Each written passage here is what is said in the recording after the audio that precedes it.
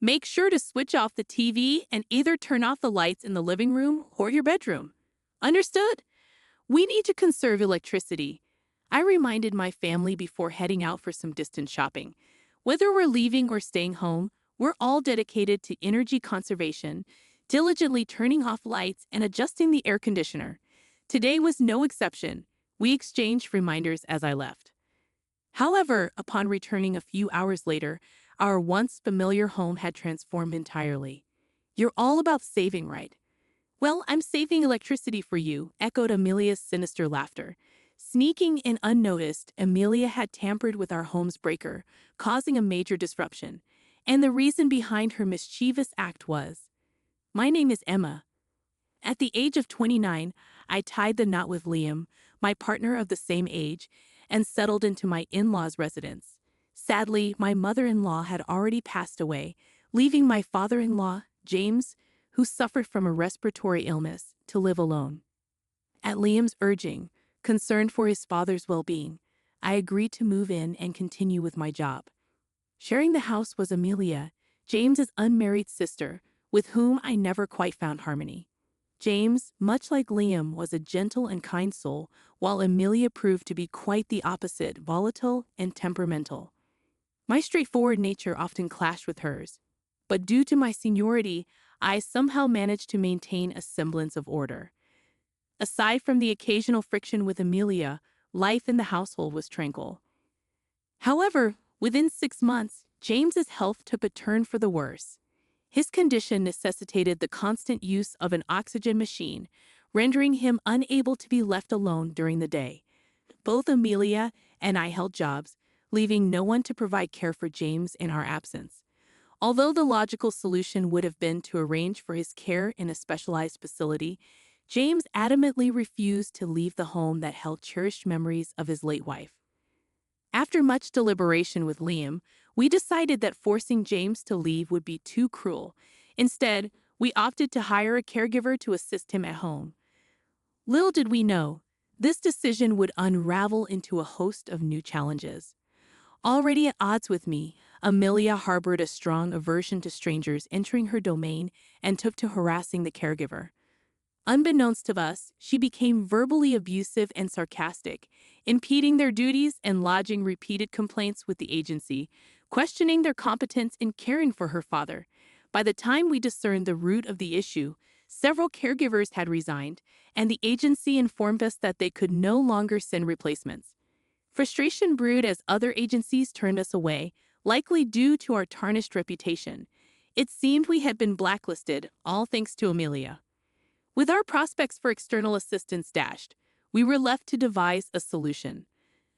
Amelia, ever self-absorbed, had distanced herself from the family dynamic. Despite my husband's attempts to intervene as her brother, their interactions only fueled heated disputes, ultimately prompting him to suggest she find her own living arrangements. This suggestion, however, further incensed Amelia, leading her to vent her grievances to me, perhaps perceiving me as a less formidable adversary than her brother.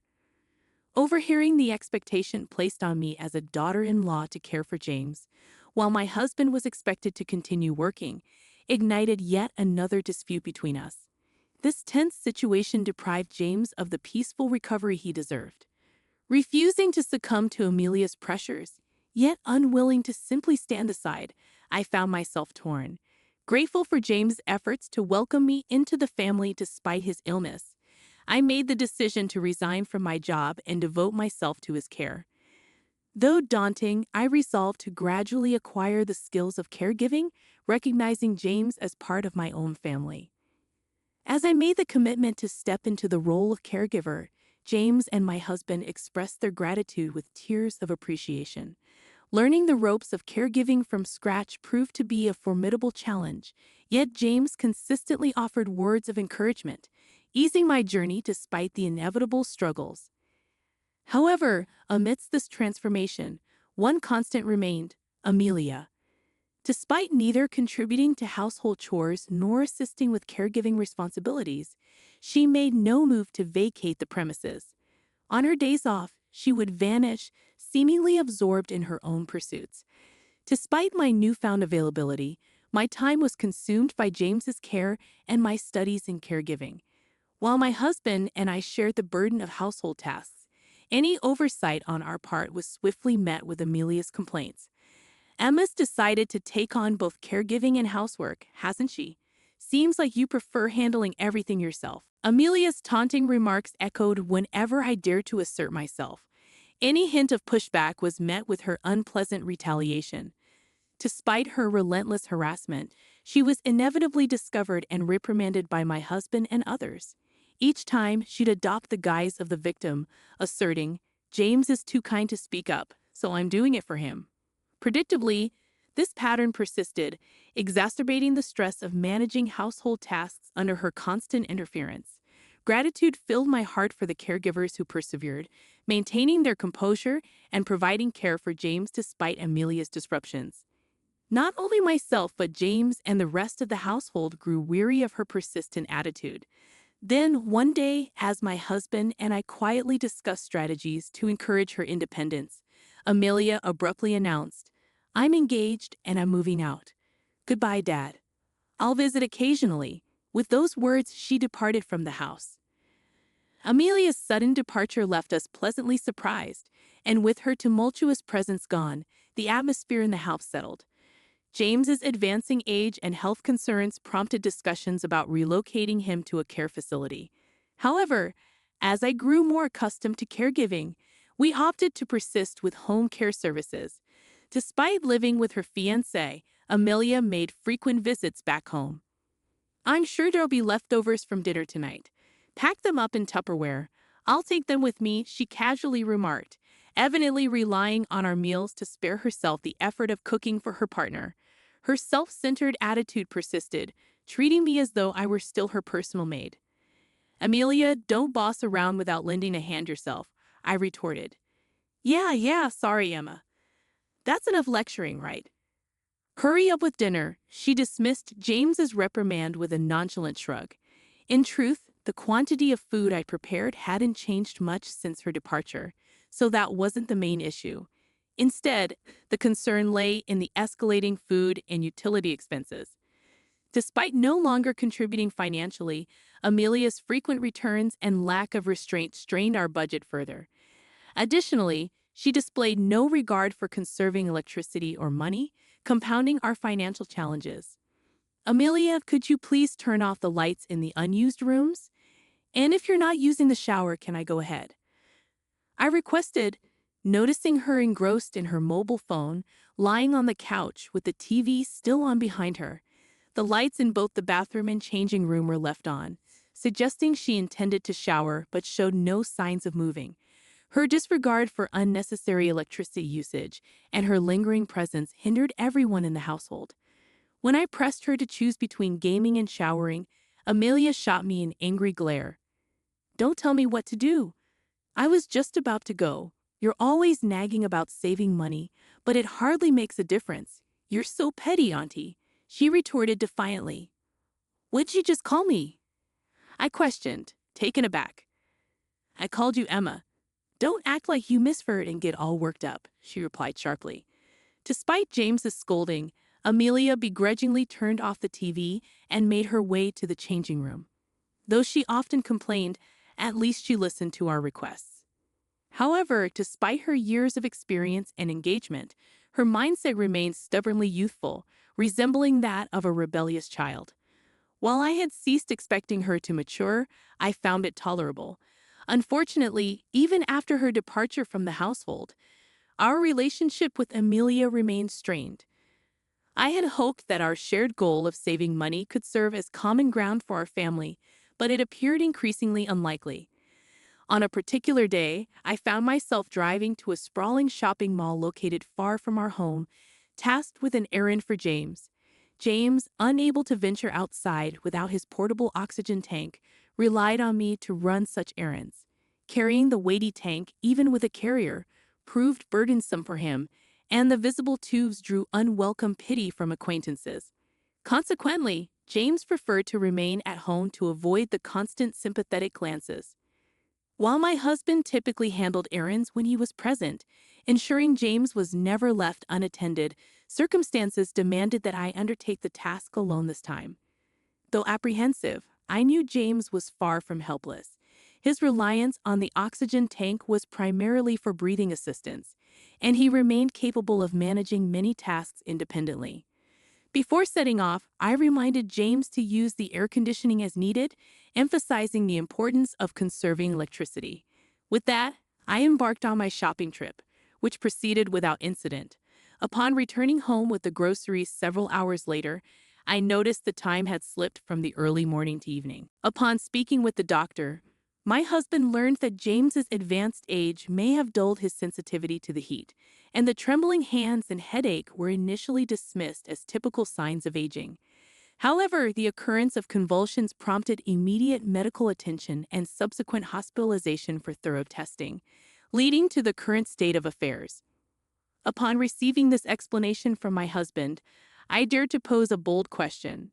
It's highly unlikely that the power source for the device would fail. Didn't we take precautions to ensure the plug couldn't be accidentally disconnected? My husband's brow furrowed as he delved into deep thought. You're right. It's improbable for it to come unplugged on its own. I went back home to double-check, and the plug was still securely in place, he confirmed. Then how? I trailed off, perplexed by my husband's revelation. He had returned home to make arrangements for James's hospitalization and discovered that despite the power outage, the plug remained intact. His gaze then sharpened as he turned towards Amelia. It was evident she was concealing something, but I couldn't comprehend the reason behind his sudden anger. Abruptly, my husband erupted, directing his frustration at Amelia. You cut off the breaker, didn't you? Speak up, Amelia. My husband's voice cut through the tense silence. Startled, Amelia began to tremble, attempting to form words that refused to materialize audibly. My husband then produced something from his pocket, an item that had prompted the hospital to repeatedly try contacting us all, with him being the first to receive the call. Upon returning home to prepare for James's hospitalization, my husband had immediately sensed something amiss. Upon opening the door, he was met with an oppressive wave of heat. The entrance hall remained shrouded in darkness, the lights unresponsive. Realizing the power outage extended throughout the house, he conducted a thorough inspection, confirming that all electrical appliances were indeed switched off. Rushing to the breaker, he found it deliberately turned off, a discovery that left him both surprised and suspicious. Recalling our home's security measures, including installed cameras from a previous burglary incident, my husband resolved to investigate further. Despite our cost-saving efforts, the security cameras had been retained for the safety of everyone in the household, with strict instructions not to remove them. He reasoned that footage leading up to the power outage might provide crucial insight. Hastily restoring power, he proceeded to review the recordings. I have the footage here. I transferred it to show both of you in the hospital room, my husband announced, pulling out his mobile phone. With a few taps, he displayed the transferred footage. The scene unfolded with a familiar view of our house's entrance, minutes after my departure. To my astonishment, Amelia made an unexpected appearance, catching my eye involuntarily. Using her key, she entered the house, her demeanor oddly cautious, as if she were ensuring I was truly gone. My husband then shifted the footage to a camera positioned inside the entrance. Our house's breaker is located near the ceiling, above the shoe rack, he explained. We watched in disbelief as Amelia, using a chair intended for putting on shoes, reached up and opened the breaker's cover. What on earth are you doing? I couldn't help but scream, though I anticipated her actions. The camera, equipped with sound recognition, captured her ominous whispers amidst the movement noises. This is the breaker, right? If the fridge stops, Emma will calm down a bit. Her chilling laughter reverberated through the otherwise silent hospital room. Consider it my gift to you, your favorite. With that, the footage concluded. The realization that Amelia had deliberately shut off the breaker left us all speechless and immobile. With the breaker off, the entire house's power supply had ceased, undoubtedly causing the contents of the fridge to spoil in the hours before my husband's discovery. Her frantic entrance into the hospital room betrayed her lack of awareness regarding the potential danger she had placed James in. It felt like a cruel form of punishment directed at me. Yet her subsequent response was beyond belief. "It's because of your constant badgering about saving electricity," Amelia retorted, tears streaming down her face as she sought to justify her actions. "I didn't know James was home. I assumed he had gone out with you. You're the one to blame for leaving him behind," she reiterated, showing no remorse. I never anticipated this outcome. Her tearful defense only stoked my anger. Sneaking in like a thief to switch off the breaker, James surviving was nothing short of a miracle. What if something had happened to Dad? Despite my urge to blame Amelia, she vehemently fired back. "But it's your fault." Retrieving my mobile phone before entering the house, I anticipated a message from my husband regarding dinner plans. However, what greeted me on the screen left me stunned. Numerous missed calls from both my husband and James, indicating they had been trying to reach me urgently. A chill ran down my spine as I realized my phone had been set to silent mode while driving, and in my haste to return home promptly, I had neglected to switch it back, oblivious to the incoming calls. An ominous sense of foreboding washed over me. Hastily, I attempted to call my husband, but the line remained unanswered, amplifying my growing anxiety. With trembling fingers, I dialed James's number as a last resort, hoping for a reassuring response. I dialed the hospital's number, my heart pounding with apprehension. When the receptionist answered, I struggled to maintain composure as I inquired about James's condition. "James is currently hospitalized. I'm unable to provide further details over the phone. Would you be able to come to the hospital?" The receptionist informed me. After being transferred to several departments, I received the unsettling news and felt a wave of dread wash over me. "I'm on my way," I responded hurriedly, quickly turning the key in the ignition to restart the car. The vehicle seemed to echo my urgency as I navigated through the congested streets. James had been perfectly fine when I left, bidding me farewell as usual. I couldn't shake the regret of leaving him alone, wondering how he had ended up in the hospital so suddenly.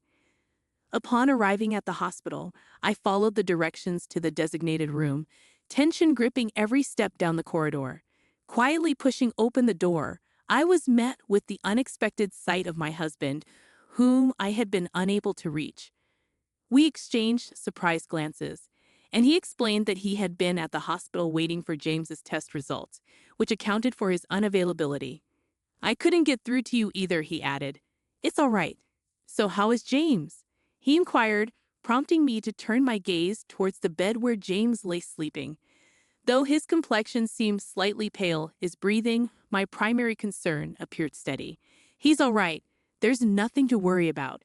He's here for some routine tests," I replied, a sense of relief washing over me. Upon hearing my husband's reassurance that James was out of danger, a wave of relief washed over me. However, the question of why James had been hospitalized lingered on the tip of my tongue. Before I could voice my inquiry, the room's door swung open with a sudden force. Amelia rushed in, her eyes wide with fear, paying no heed to our presence as she darted straight to James's bedside. Upon seeing him lying there, she let out a piercing scream. "What happened, Dad?"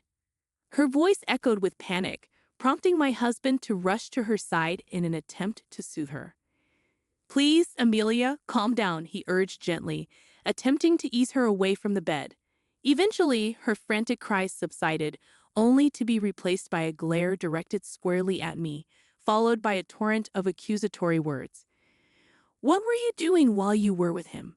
Her intense emotion overwhelmed me, leaving me speechless as my husband intervened, attempting to defuse the situation. However, Amelia's anger remained squarely focused on me.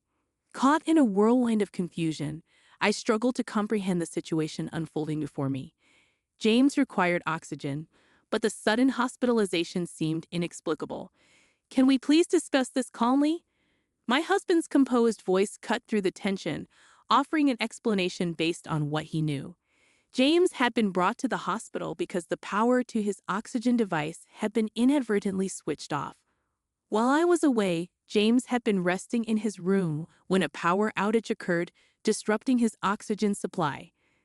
Awakened by a sudden bout of breathlessness, James frantically attempted to restart his oxygen device, only to find it unresponsive.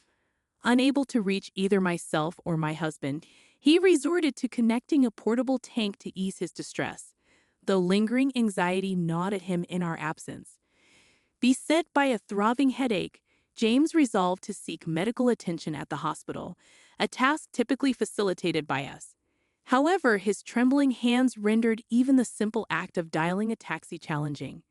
Faced with this predicament, James ventured to seek assistance from nearby neighbors to summon a taxi. The sight of him at their doorstep elicited a startled scream from one of the residents. Hurriedly ushered indoors, James was laid down and provided with ice packs to alleviate his discomfort as they awaited the arrival of emergency services. It was during this waiting period that James came to the realization that he had succumbed to heat stroke. Following prompt and appropriate treatment at the hospital, James's condition stabilized, ensuring his safety. James wouldn't be in this situation if not for you, her accusations piercing my heart. Perhaps leaving James alone was indeed my mistake. Was assuming he wouldn't want to accompany me too far a misguided decision. The tension in the hospital room thickened until, unexpectedly, James broke the silence. Enough! He scolded firmly, though his voice was weakened by illness, his inherent calm shattered by the situation. His sudden outburst caught us all off guard, our attention shifting to him in unison. Do you even realize the gravity of your actions? You've caused distress for everyone and nearly cost me my life. James's eyes glinted with a mix of anger and disappointment. His typically gentle demeanor was replaced by a stern tone, jolted awake by Amelia's loud protests and the tumult in the room. He had heard everything, including the discussion about the surveillance cameras. If you're going to continue causing such a disturbance, you might as well leave and never return to this house, he admonished sharply. Amelia's complexion paled, and she froze momentarily before bursting into loud sobs, which only added to the disquiet. Despite her apologies, James insisted on her departure, and my husband escorted her out of the room. James was discharged from the hospital just a few days later. When we arrived to collect him, he greeted us with a smile, appearing to have recovered well. However, upon returning home, Amelia awaited us at the front door. It was the first time she had shown herself since the incident. While we anticipated an apology, her words echoed those from before. It's your fault. All of this is because of you, and James's suffering is on your hands. Both James and my husband were exasperated, unwilling to accept responsibility and continuing to lay blame on me. James took a step forward. Consider yourself fortunate that I'm not involving the authorities because you're family. But make no mistake, your actions are utterly inexcusable. His voice, as cold as it was in the hospital room, remained unchanged, leaving Amelia silenced. But James's condemnation didn't end there. It was apparent that he harbored a deep-seated disdain for her. Consider this discernment. It's astounding that you still fail to grasp the gravity of your actions. Stay away from our home, he pronounced with vehemence, pushing past Amelia and striding forcefully into the house.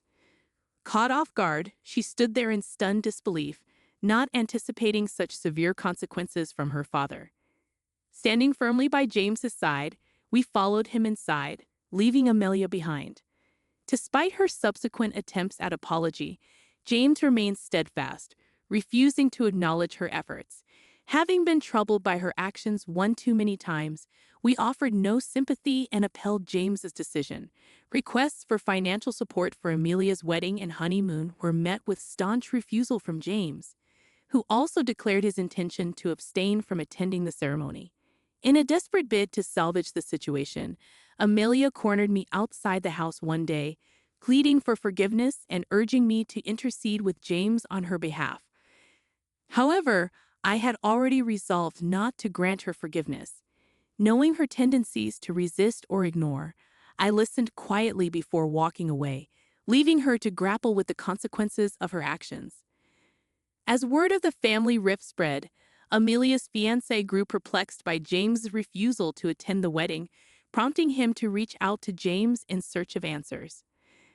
Unaware of the full extent of the situation, Amelia's fiancé was taken aback upon learning about the emergency caused by her actions. Hastily, he extended his apologies to James. Unlike Amelia, he displayed sound judgment, labeling her actions as nothing short of attempted murder. Consequently, the wedding plans came to an abrupt halt.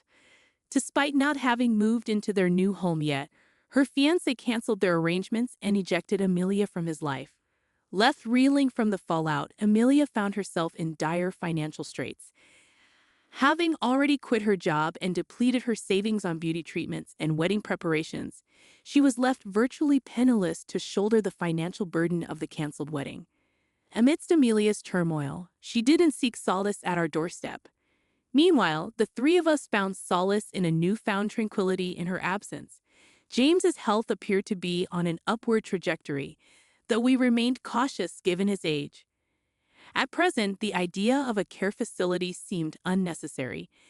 In fact, we were even contemplating a trip, relishing in the prospect of peaceful days ahead.